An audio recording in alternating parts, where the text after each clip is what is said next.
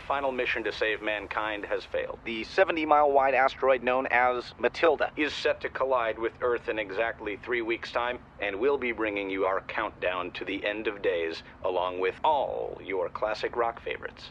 I play a guy named Dodge, and he finds out first thing in the movie that the Earth is going to be smacked with a giant asteroid the size of New Jersey.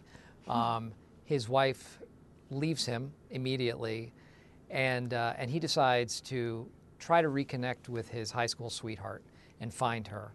And he meets up with one of his neighbors, Keira Knightley, who decides she is going to help him to get to this childhood sweetheart of his.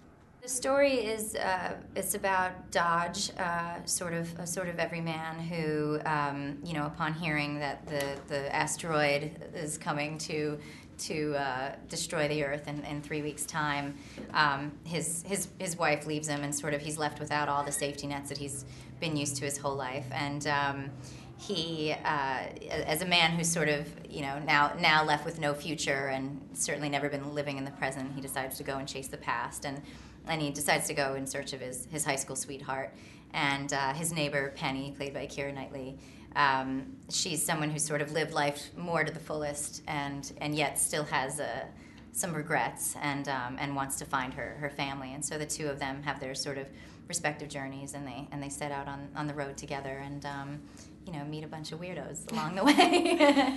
But the end of the world backdrop was always something that I felt could, ignite that kind of a love story, to take forever off the table and sort of see what happens to two people when their time is limited and how that affects, their relationships and their behavior. So feel free to wear your casual Friday clothing pretty much any day of the week. And if anyone wants to be CFO. Anyone? This is a film that is about an unlikely friendship at the end of the world. I play Penny, who is, I think she's one of the most positive characters I've ever played.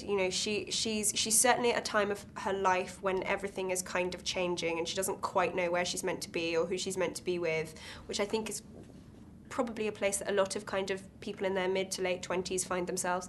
And it just so happens that the world's ending, and she still doesn't quite know where she's meant to be or who she's meant to be with. And it's sort of about her finding somebody incredibly unlikely and wonderful to spend that time with. So I think what I loved about the project in general is it was one of the most unique scripts that I've ever read. And I thought, you've got this thing that's about the end of the world, and yet actually it's incredibly positive, and it's sort of about what becomes important, and that's love and friendship and companionship and the wonderful moments in life, and not actually about death, doom and destruction. And I thought that was wonderful. I sold it as a pitch with myself attached to direct, so I always had in mind that I wanted to direct even when it was just an idea. I think because the themes are so important to me, it feels very, very personal, actually, and in a way, I feel like I've been trying to write about these themes for the last 10 years and in various incarnations of different scripts, and I've always wanted to, show this kind of relationship between a man who's sort of in need of an awakening and a kind of free-spirited girl that helps pull him out of his shell. It's also just such a tricky tone and the subject matter that I care about, and so I felt like I always knew from the beginning that this was the one. I think that Lorene is incredibly gifted. I think she wrote a great script. It's a type of script that I read and I could not stop thinking about. It was funny and imaginative and very human, which was appealing to me. And I think as a director, she brought those same qualities. She knew exactly what she wanted. She was a great leader. People really rallied around her, and I think visually she has a really a good eye for things and a good eye for performance. And I don't know, I think she did a great job. Lorene's script was completely sensational, and the dialogue was amazing, and quite a few people have asked if we improvised, and we didn't improvise at all, because she's a wonderful, wonderful writer. I just, I thought her vision was incredibly clear in the script, and I spoke to her on the phone, and I just thought that she was wonderful. We had an amazing sort of hour and a half's conversation, and I think we talked about absolutely everything, and I just thought this is somebody that I want to spend some time with, because I think she's extraordinary, and she is, she's an extraordinary talent. So, what are you doing with the rest of your life? Catching up on some me time, find God, maybe move around some chairs. Maybe I'll run into you an orgy or something. That sounds nice. Listen, Elsa, you don't have to come next week or ever if you don't want to. It's okay. You fighting me? There's just no need. Forget it. See you next week, Mr. Dutch. I regret my entire life. Okay. Okay. Bye. Bye now. She is funny. Kira is, I don't think she's known necessarily for doing comedy, but incredibly adept. She's a wonderful person. We had a lot of fun. I mean, she's very sweet and kind, obviously a great actor. But apart from that, just very open. And I think that as an actor, she's somebody who can convey a great degree of power while at the same time being very vulnerable, which is unique. And Kira, for that same reason that, that Dodge really needed someone to light a fire under him, and she's such a luminous, vivacious kind of actress that, you get to see all that energy in the Pirates movies and, and Bend It Like Beckham and everything, but she's used to doing a lot of these sort of icier period pieces, and yet, she's just got such light in her, and I thought, well, what better person to kind of, light a fire underneath Dodge than Keira Knightley. We should set up Dodge with Karen, don't you think? It's everything I never wore. The sky is falling. I've been with a different girl every day. You don't care about diseases. Are you gonna call him back? Or are you related, No, I don't. I You don't? Steve Carell is fabulous. He is a fabulous man. He is the consummate professional.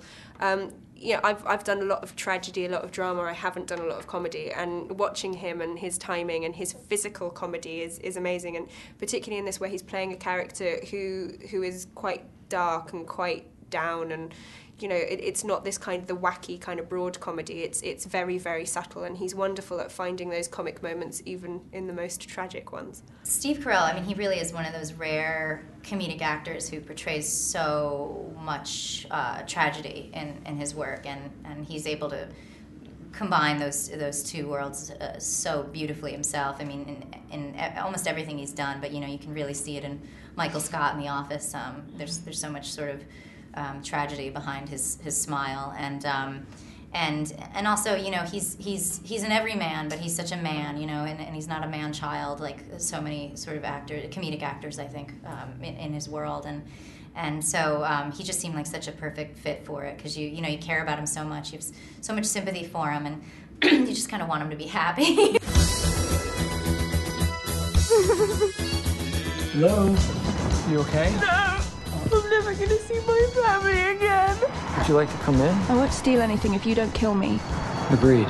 Who's the girl? She the one that got away? Well, they all got away, but she was the first, yeah. Let's go find her. We need to go, right now.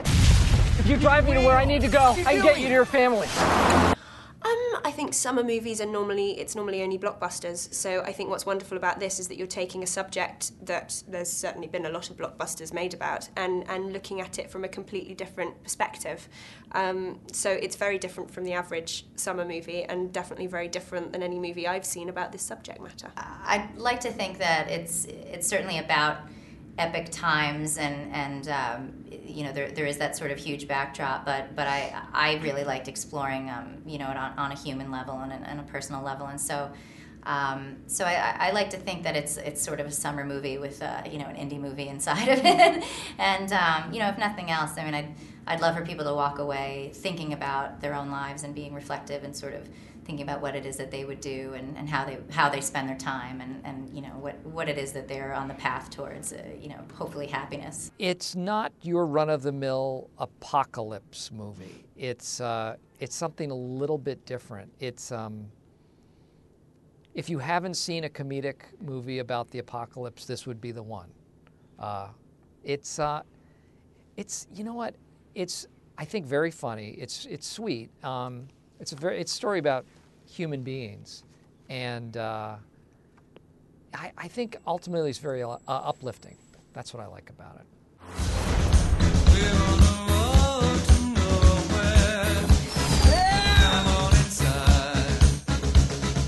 Luckily, I'm getting my midlife crisis in just under the wire.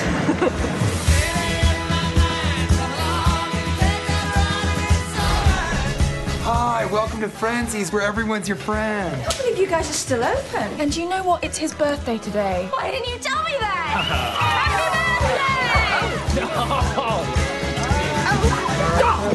Yeah, we should go. We should go. We're on the road to nowhere. You can't be serious. How fast are you going? 15 miles an hour over the speed limit. Given the couldn't you find it in your heart to give my friend here a fighting chance of being with the one he loves before we all reach our untimely conclusion?